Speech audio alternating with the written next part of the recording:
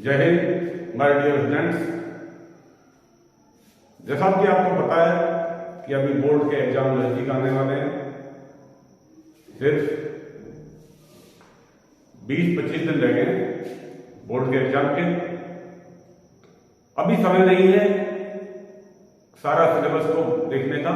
वैसे आपने अभी 12 महीने में सारा सिलेबस देखा है तो आपको आगे स्टडी करने की इतनी आवश्यकता नहीं है। यदि आपने मन से 12 घंटे तो पढ़ाई बहुत होती है। आपने 6 घंटे भी आपने पढ़ा है और सारे सिलेबस को कवर कर लिया है तो आपने एक बार सरसरी निगाह से देखना है। लेकिन मैं अभी बताने जा रहा हूं आपको इंपॉर्टेंस जो कि उन चैप्टर्स के अंदर है। जो भी चैप्टर्स पकड़ूंगा मैं 1 से लेकर आखिर तक क्लास 10 के। तो पहला क्लास 10 का जो है सब्जेक्ट, क्लास 10 का साइंस का एक चैप्टर है chemical reaction and education. Chemical reaction and education के अंदर एक इंपॉर्टेंट है balancing of chemical education. Chemical education को किस तरह से बैलेंस किया जाता है। केमिकल एजुकेशन को बैलेंस करने के लिए हम देखते हैं कि राइट साइड और लेफ्ट साइड के जो एटम्स हैं, जो सब्सटेंस के एटम हैं, जो प्रोडक्ट बनता है उसके, और उसको हम मिलाते हैं इससे रिएक्टेंट से कि बराबर होनी चाहिए।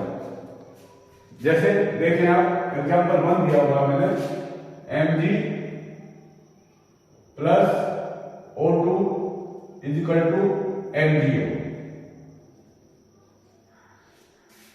ये जो राइट साइड वाला हिस्सा इसको हम बोलते हैं रिएक्टर,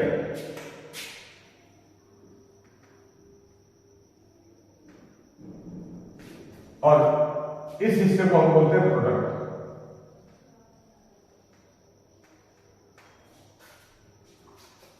केमिकल एजुकेशन के अंदर सॉलिड, लिक्विड, गैस और एक्वस कोई भी हो सकता है।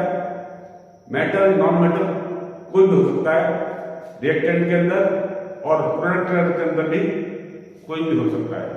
यानी वो क्या एक्शन करने के बाद में, रिएक्शन करने के बाद में क्या बनाते हैं वो उसकी अभिक्रिया के ऊपर डिपेंड करता है।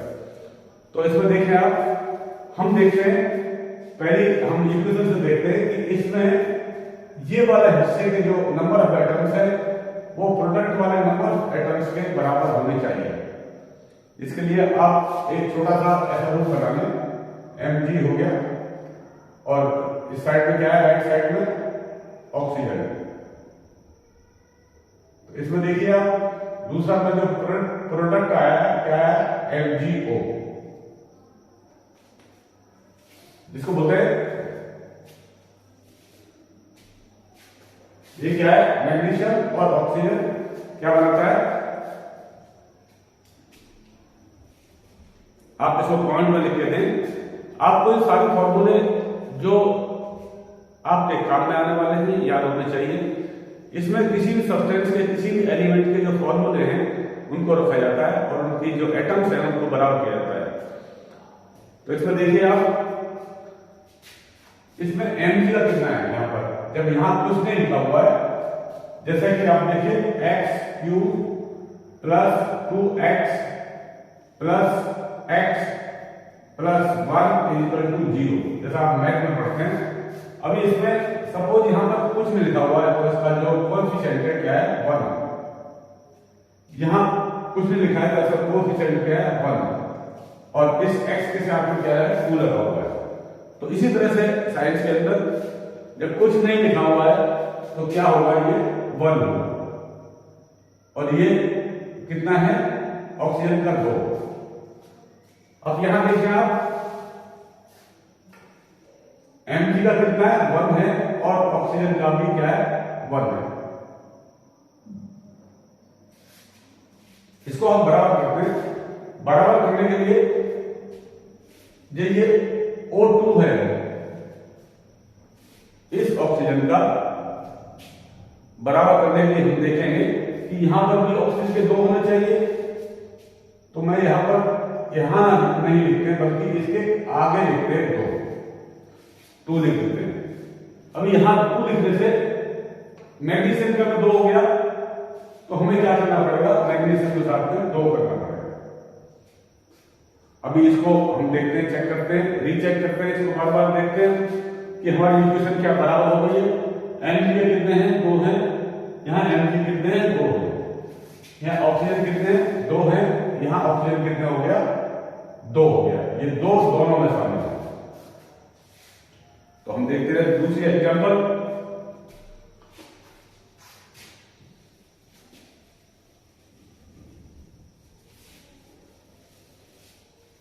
दूसरी एग्जाम्पल क्या है, H2 plus Cl2 is equal to क्या है, HCl।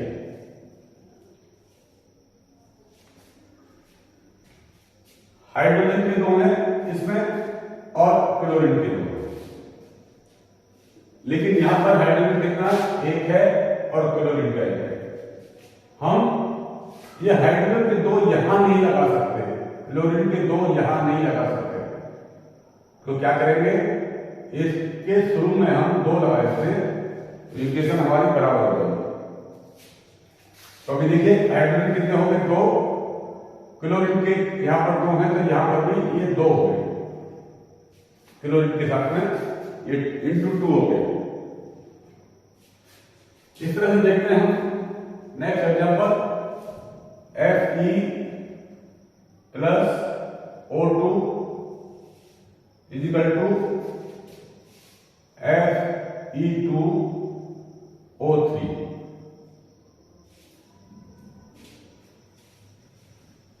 इसमें देखें आयरन के कितने हैं, 2 है, ऑक्सीजन कितना है, 3 है, लेकिन यहां पर 2 है, यहां आयरन का कितना है, 1 ही। तो देखें एक बार उसी तरीके से देख लेते हैं हम, Fe ऑक्सीजन, Fe और ऑक्सीजन, ऑक्सीजन के यहां पर कितना है, ये 3 है,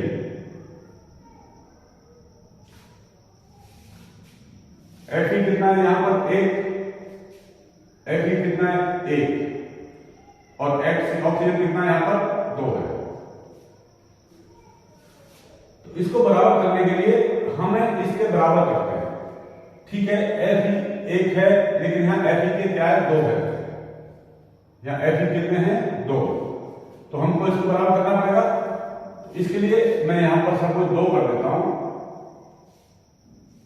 तो Fe के 2 हो गया, ऑक्सीजन का कितना हो गया, 3 है, इधर 2 है, तो इसको बराबर करने के लिए मैं यहां पर 3 है, यहां 2 है, तो यहां क्या कर दूं मैं, सपोज यहां 2 लगा दूं, तो यहां कितना हो जाएगा, 2 2 3 जा 6 हो गया, यानी ऑक्सीजन कितने हो गए, 6 हो गए, और यहां कितना ऑक्सीजन का सिर्फ 2 है, तो यहां भी मैं 3 कर देता हूं, ऑक्सीजन पूरा हो गया, यानी इसमें मैं क्या कर दिया, 2 कर दिया, और यहां क्या हो गया, ये 6 हो गया। लेकिन यहां Fe के आप देखें कितने, 4 है, यहां पर 2 है, इसको मैं 4 कर देता हूं। अभी देखिए इक्वेशन को चेक करेंगे आप एक बार, इक्वेशन के अंदर यहां Fe के 4 है, यहां Fe के 4 है, यहां ऑक्सीजन के 6 है, यहां ऑक्सीजन के 3 2 जा 6, ऑक्सीजन के 6। इस तरह से इक्वेशन को चेक करते हैं, बार बार चेक करते हैं कि हमारा इक्वेशन बराबर हो गया है या नहीं। नेक्स्ट देखते हैं,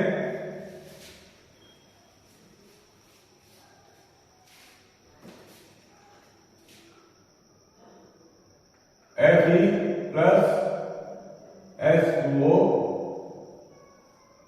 क्या बना है, ferric oxide Fe3O4 plus H2।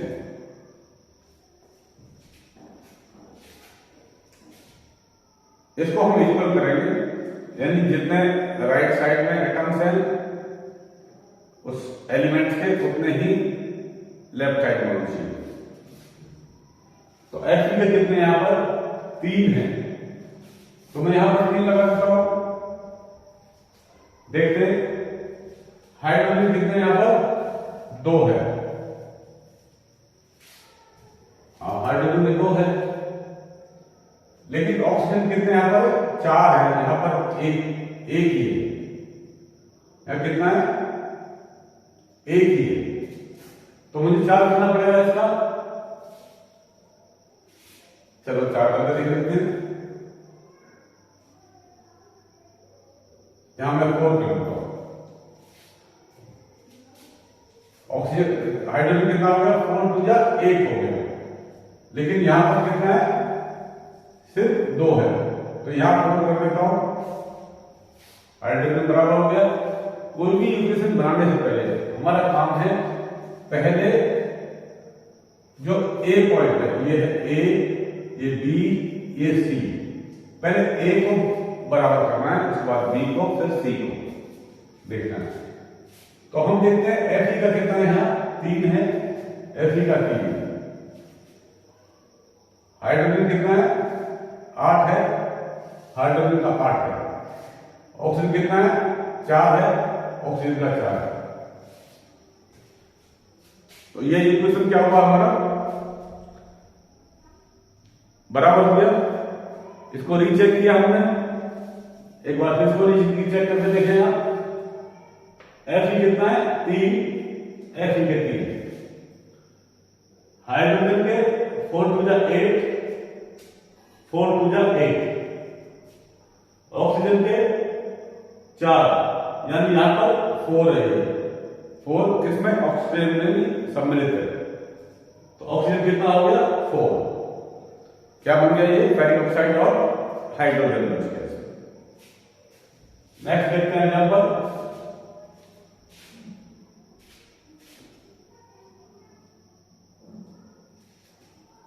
H2 plus N2 is equal to NH3,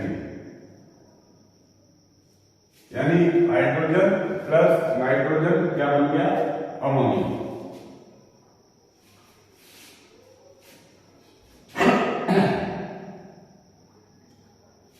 इसमें देखिए हाइड्रोजन कितना है, ये 2 है, और यहां कितना है 3 है। नाइट्रोजन कितना है यहां पर 2 है, यहां पर 1 है। यदि मैं इसमें ये 3 है, ये 2 है, यहां मैं 3 से मल्टीप्लाई कर दूं तो हाइड्रोजन कितना हो जाएगा 3 2 जा 6, लेकिन यहां पर 3 है, यहां मैं 2 लगा देता हूं,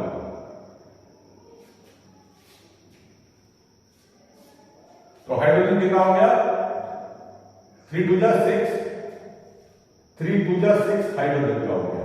नाइट्रोजन कितना है 2, नाइट्रोजन का 2। इक्वेशन हमारा बराबर हो गया, हमने इसको रीचेक किया। इसी तरह से हर इक्वेशन को रीचेक करते हैं कि प्रोडक्ट और रिएक्टेंट के जो एटम्स है वो बराबर होने चाहिए, इसके नंबर ऑफ एटम्स दोनों के बराबर होने चाहिए। नेक्स्ट देखते हैं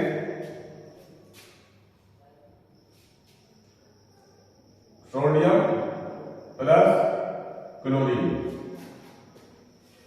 क्या बनता है NaCl, सोडियम क्लोराइड, जिसको हम नमक कहते हैं। इस इक्वेशन में देखा आपने सोडियम का 1 है, तो यहां भी सोडियम का 1 है, यहां क्लोरीन के 2 है, यहां क्लोरीन का 1 ही है, तो हमको 2 करने चाहिए।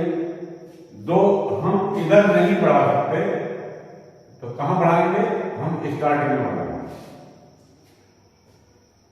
तो अब देखें आप सोडियम का यहां पर 1 है, यहां सोडियम का 2 हो गया, तो यहां मैं 2 लगा दूं तो सोडियम का 2 हो जाएगा,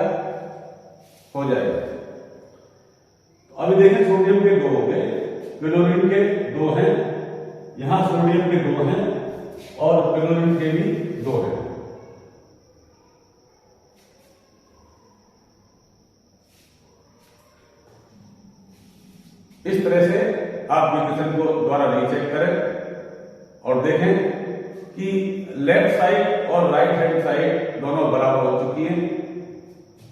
अगली देखते हैं हम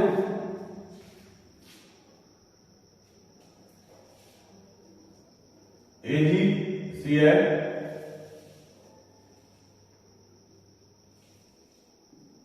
Ag plus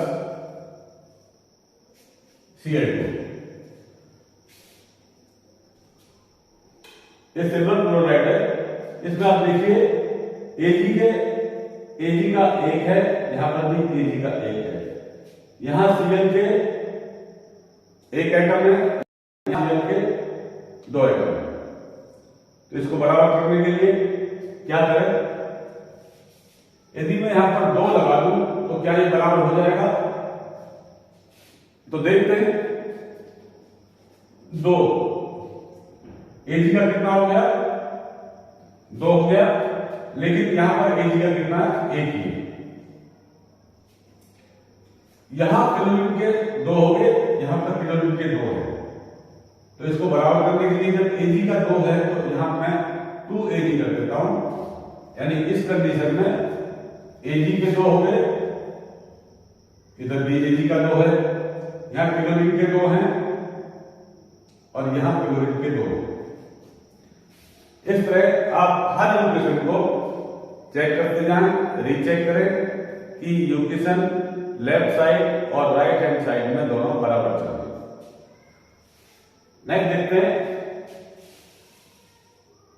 Mg plus CuNO3 का whole twice is equal to MgNO3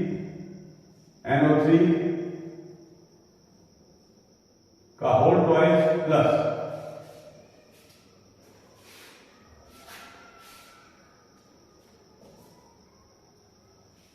यह देखें आप इस इक्वेशन के अंदर एक Mg दिया हुआ है मैग्नीशियम, उसका किसके साथ में रिएक्शन कराया? कॉपर नाइट्रेट के साथ में। तो इसमें इसको मैं A मानता हूं, ये B, ये C। तो प्रोडक्ट क्या बना मेरा? आपको जो मैग्नीशियम था किसके साथ बन गया? नाइट्रेट के साथ मिल गया। और क्या बना गया? Magnesium nitrate. इसमें कोई चेंज नहीं है, Mg का 1 है तो Mg का 1 है। NO3 होल ट्वाइस यहां पर भी है और NO3 होल ट्वाइस वहां पर भी, लेकिन प्लस लगा हुआ है। क्या बच गया आपका? कॉपर बच गया। आगे कॉपर ले लो।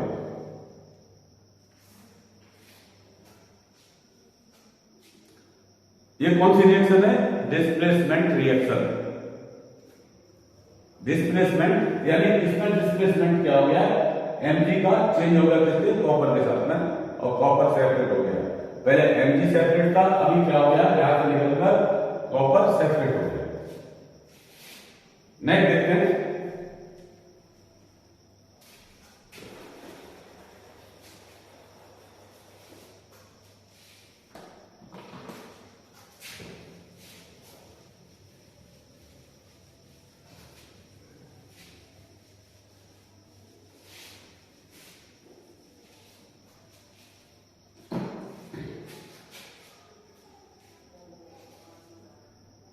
Zn plus HCl is equal to ZnCl2 plus H2।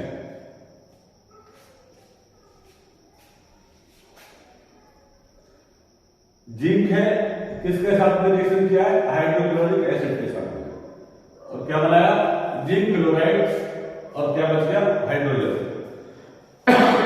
Gas लिखी, सॉरी। तो आप इसमें देखते हैं केमिकल को, इसको जो रिएक्शन है देखते हैं। इसमें जिंक का 1 है, यहां पर भी जिंक का 1 है, क्लोरीन का यहां पर 1 है, यहां क्लोरीन के 2 है, हाइड्रोजन का यहां पर 1 है, यहां हाइड्रोजन के 2 है। तो यानी इसमें मैं यदि यहां पर 2 लगा देता हूं तो ये शायद हमारी क्रिया जो रिएक्शन है शायद कंप्लीट हो जाएगी। अब देखते हैं इसको। Zn का 1 है यहां पर, हाइड्रोजन का 2 है, हाइड्रोजन का 2, क्लोरीन का ये 2 इसमें शामिल है तो क्लोरीन का 2 है तो यहां पर क्लोरीन का 2 है। तो ये इक्वेशन क्या हुई, बराबर हो गई। यानी जो लेफ्ट हैंड साइड में जितने नंबर ऑफ एटम थे उतने ही राइट हैंड साइड में नंबर ऑफ एटम्स है। अगली एक्सरसाइज देखते हैं, अगला देखते हैं एग्जाम्पल।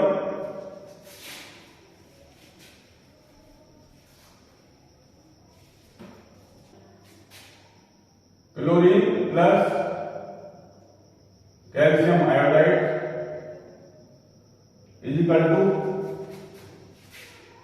कैल्शियम क्लोराइड प्लस आई।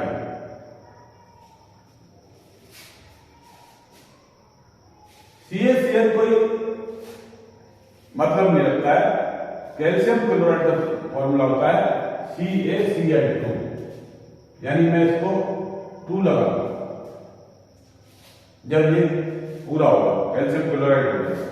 तो अभी देखें आप कैल्शियम है और 1 है कैल्शियम का 1 है, क्लोरीन का 2 है तो क्लोरीन का 2 है,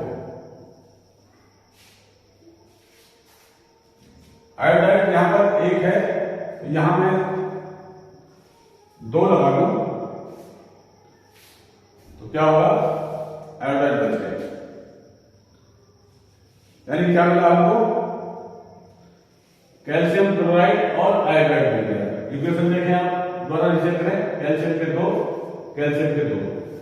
सॉरी क्लोरीन के 2 कैल्शियम का 1 आयोडाइड का कितना 2 आयोडाइड के 2। नेक्स्ट देखते हैं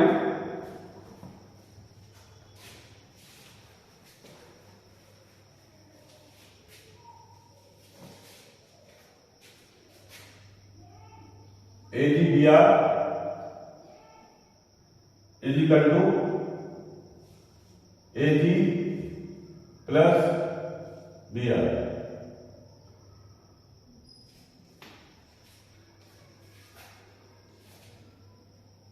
यानी सिल्वर ब्रोमाइड, इसको हम जब सनलाइट में रखते हैं, प्रेशर देते हैं सनलाइट के अंदर, ये 2 भागों में विच्छेद हो जाता है, सिल्वर अलग और ब्रोमाइड अलग। यानी ये रिएक्शन कहां होता है, सनलाइट में।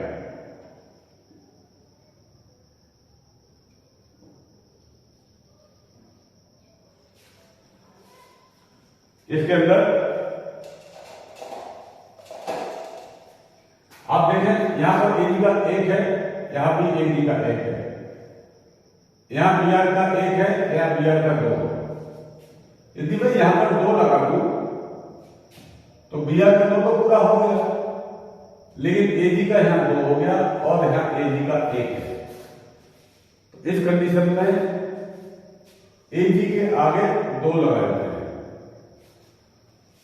अभी देखिए आप केमिकल रिएक्शन में देखें, यानी Ag का 2 है, Ag का 2 है, ब्रोमाइड का 2 है, ब्रोमाइड का 2 है। आपकी जो इक्वेशन है वो पूरी होगी। यानी इसको हम रीचेक करते हैं कि हमारी इक्वेशन पूरी हुई है या नहीं। नेक्स्ट लास्ट में देखते हैं हम example. CO2 plus H2O is equal to C6H12O6 plus 6O2।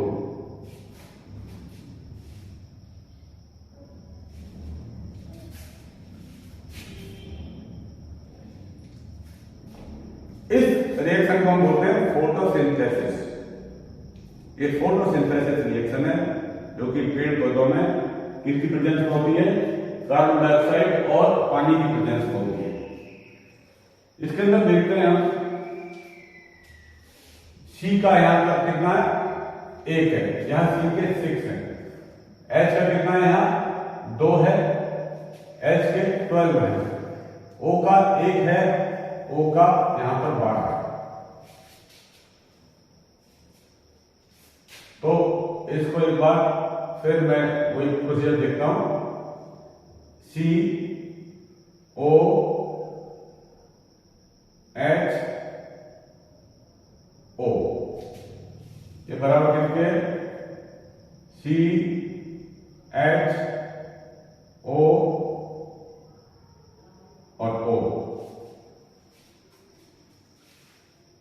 अभी यहां पर कितना है, सी का 1 है, यहां सी का कितना है, 6 है, यहां ओ का कितना है, 2 है, यहां एच का कितना है, 2 है, यहां ओ का कितना है, 1 है, यहां एच का कितना है, 12 है, ओ का कितना है, 6 है, और ओ का कितना है, 12, 6 2 12। तो इसको इक्वल करने के लिए मुझे यहां पर क्या करना है, ओ के बढ़ाने चाहिए, मुझे यहां पर सी के बढ़ाने चाहिए, एच के बढ़ाने चाहिए, ओ का बढ़ाना चाहिए। तो देखें, मैं यहां पर सपोज 6 कर देता हूं, सी का 6 कर दूं, तो क्या होगा, सी का बराबर हो जाएगा, और यहां पर 6 कर देता हूं, तो देखें अभी सी का 6 हो गया, सी का 6 है, ठीक है, ओ का कितना हो गया, 6 2 12, और 1 13, यहां कितना है, 12 और 6 18, ये 13 है और यहां पर 18 है।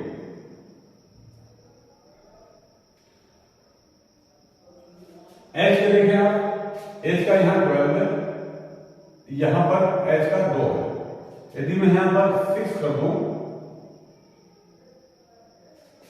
तो 6 2 12, और यहां पर भी 12 है, इसका मतलब एच का बराबर हो गया, यहां सी का बराबर हो गया। तो देखते हैं अगली इक्वेशन क्या कहती है, सी 6, सी का 6 है,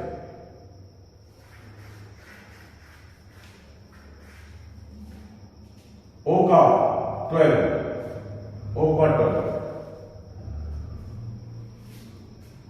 ठीक है, एच का 6 और 2 12, एच का 12, ओ का 6, ओ का 6।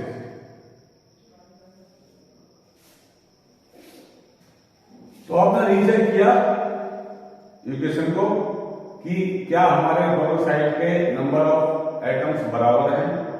तो हमने देखा लास्ट इक्वेशन में क्या था, CO2 plus H2O equal to क्या था, C6H12O6 प्लस 6O2। ये अभिक्रिया किसमें होती है, या रिएक्शन किसमें होती है, पेड़ पौधों में, फोटोसिंथेसिस में, इसके अंदर बीजोफिल के अंदर ये कार्रवाई होती है क्लोरोफिल के साथ में इन प्रेजेंस ऑफ सनलाइट।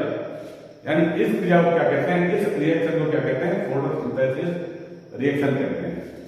इसके अंदर आपने देखा है कि यहां पर सी का 1 था तो यहां सी का 6 था, हमने यहां पर 6 कर दिया तो सी का क्या हो गया, यहां पर 6 हो गया, और इस साइड में भी, दूसरी साइड में भी सी का 6 है। इक्वेशन को रीचेक किया, ओ का कितना है, यहां 6 2 12, तो यहां पर लास्ट में देखिए 6 2 क्या है, 12। यहां देखा हमने हाइड्रोजन का कितना 2 था, लेकिन यहां पर हाइड्रोजन कितने 12 है। तो इसको 12 करने के लिए मैंने 6 से इसको आगे लगा दिया, 6 से मल्टीप्लाई कर दिया, तो कितना होगा, 6 2 12 हो गया हाइड्रोजन का। तो यहां पर हाइड्रोजन कितना हो गया, 12 हो गया। अभी ऑक्सीजन को देखिए आप, यहां पर सिंगल था लेकिन यहां पर 6 था, मैंने यहां पर 6 लगा दिया तो ऑक्सीजन के 6 हो गए। तो तो यहां पर कितने ऑक्सीजन के 6 है। इंडिविजुअल देखें आप, C का 6 यहां पर है, C का 6 यहां पर है। ऑक्सीजन के 6 2 12 और 6 18, 6 2 12 और 6 18। हाइड्रोजन के 6 2 12, 6 2 12। तो ये थी आपकी बैलेंसिंग ऑफ केमिकल डिस्कशन। आपको सबसे पहले जो इसमें फॉर्मूले हैं, सब्सटेंस है, जितने भी एलिमेंट्स हैं उनके फॉर्मूले आपके जरूरत मुताबिक आपको पता होना चाहिए। और पता होने के बाद में जैसा बताया था मैंने, ये reactions metal, non metals, solid, liquid, gases और लिक्विड कंपाउंड किसी के बीच में हो सकती है। इसमें हम देखते हैं कि राइट हैंड साइड में जो नंबर ऑफ एटम्स हैं वो लेफ्ट हैंड साइड के नंबर ऑफ एटम्स के बराबर होने चाहिए। तो ये थी बैलेंसिंग ऑफ केमिकल रिएक्शन। अगला हम देखेंगे टाइप ऑफ रिएक्शन अगले वीडियो में। तब तक के लिए नमस्कार, जय हिंद।